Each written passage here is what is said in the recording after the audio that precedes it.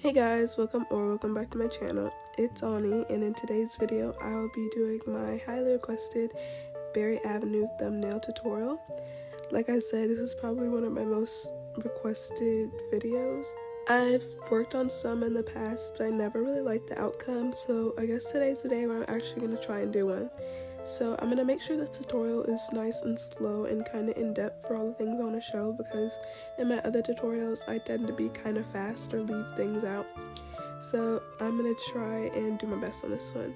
But without further ado, let's get right into it. So as you can see, I'm using my alt recording account, and there's where my actual avatar is. She's like dancing. But basically I'm just going to have them both reset.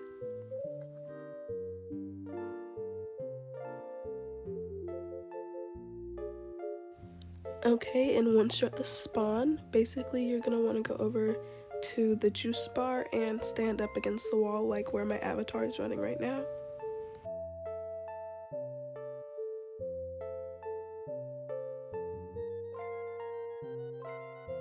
And technically you can go to any wall, I just prefer this one. And your character is going to want to go up against it and select the pose that you want to choose for your thumbnail. Next, if you're on a PC, press Shift plus P, or if you're on an iPad, just zoom in. And you're going to want to zoom in on your character and try and get a clear shot, and make sure you get their whole body in the frame. Once you do that, you're just going to want to screenshot the pose, and then repeat that step as many times as needed for the amount of people you need in your thumbnail. And this next step is optional, but you're going to want to find like a good wherever in the Berry Avenue server. So like I'm using the ice skating rink, and then I'm also taking a screenshot so I can use that for like the thumbnail background.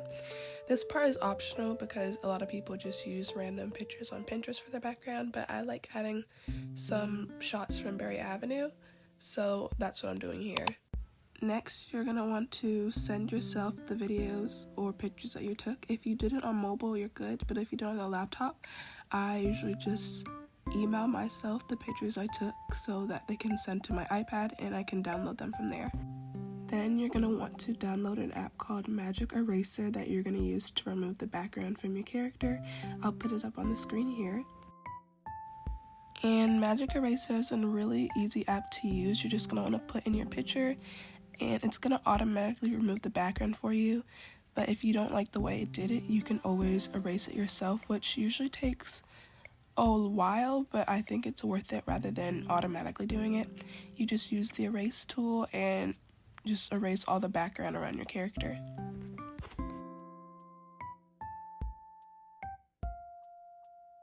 And once you're done erasing, save it and open IBS Paint.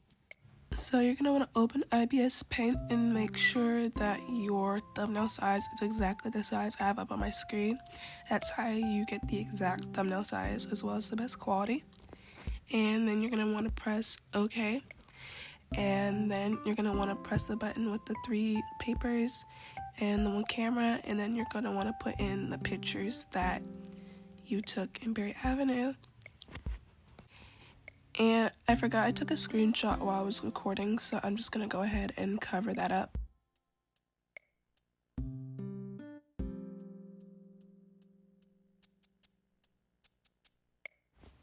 And this is totally unrelated, but I actually covered this up like so good. I don't know if you guys can like see it, but like I literally drew that. So honestly, I'm kind of Picasso.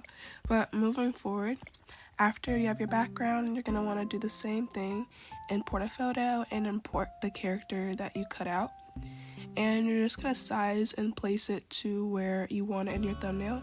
I always put my characters in like the center, so I'm just going to zoom in on her and put her there. And I'm just going to blur the background using the blur tool on the side. And also I'm going to press that FX button for the filters, and I'm going to click stroke outer, and that's how I give the white like line around my character. And I'm also going to erase some of the spots I missed when I was using the background eraser. And then I'm going to add some shadow to the back of my character. And that's really like the basics of everything, like adding your character in and adding a background. But I know some people didn't know how to add like custom like real life backgrounds to their thumbnails. So what you're going to want to do is open Pinterest, and then you're going to go to search and just put in whatever you want. I'm probably going to put in like aesthetic winter background or aesthetic Animal Crossing, and whatever I like, I'm just going to go ahead and add to the background using the same way I inserted my character in the other background. And this is what your thumbnail should look like pretty much so far. And after this is where you can really get creative and add different text and random images and stuff to really like make your whole thumbnail stand out.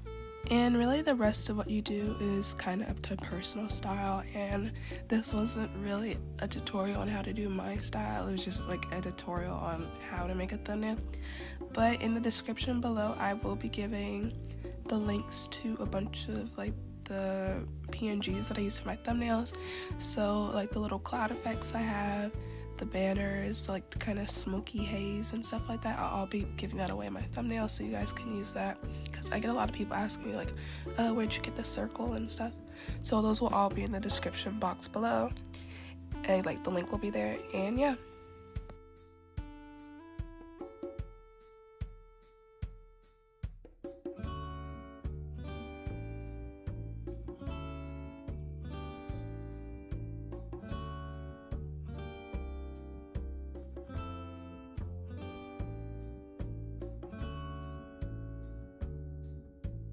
And once you're finished with your thumbnail, you're going to go ahead and click Save Image so it goes in your camera roll.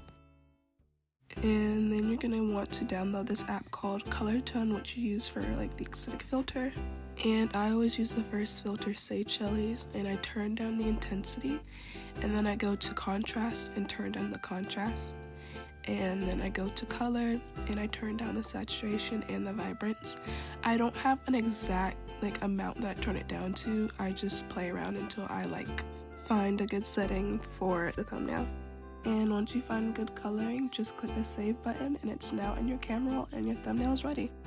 Anyways guys, thank you so much for watching this video. I hope you find it helpful, and if you have any questions, just comment down in the comment box or whatever, and I'll try my best to answer them and help you out. I hope this was somewhat helpful, and don't forget to like and subscribe, and I'll see you in the next one. Bye!